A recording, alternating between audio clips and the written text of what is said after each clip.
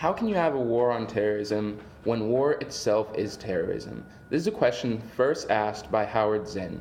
Now, it's important when listening to this question to realize that Howard Zinn is assuming that terrorism and war are fundamentally the same thing.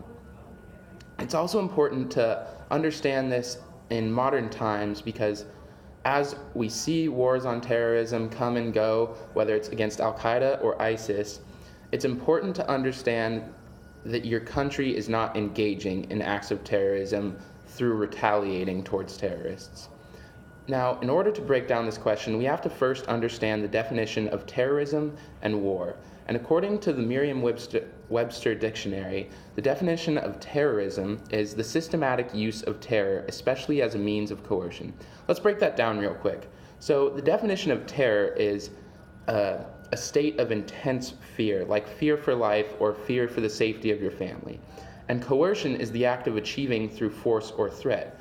So terrorism is the act of achieving a goal or vision through extreme fear or through the use of extreme fear.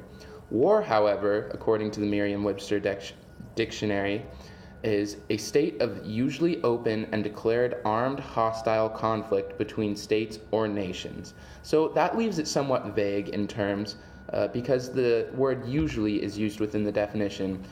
And this then means that clearly terrorism can at some points be war. However, war is not always terrorism. This is better defined through the Geneva Convention, which outlines a set of rules to be used during armed conflicts or wartime situations between two countries. And countries who have signed it are obligated to then follow those rules. However, terrorists do not always follow such rules, causing them to be war criminals. And the term war on terrorism was first coined during the Bush administration when the Use of Force Resolution Act of 2002 was enacted by Congress.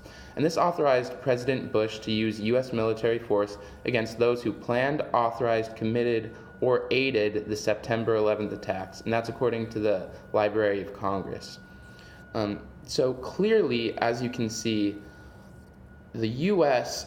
was not engaging in terrorism by engaging in a war on terrorism. Rather, it was a retaliation and a defense mechanism, as you can see, because fundamentally, when the U.S. engaged in its war on terror, it didn't actually use acts of terror or coercion to achieve its goal in the end, proving that Howard Zinn's question, how can you have a war on terrorism when war itself is terrorism, is fundamentally flawed.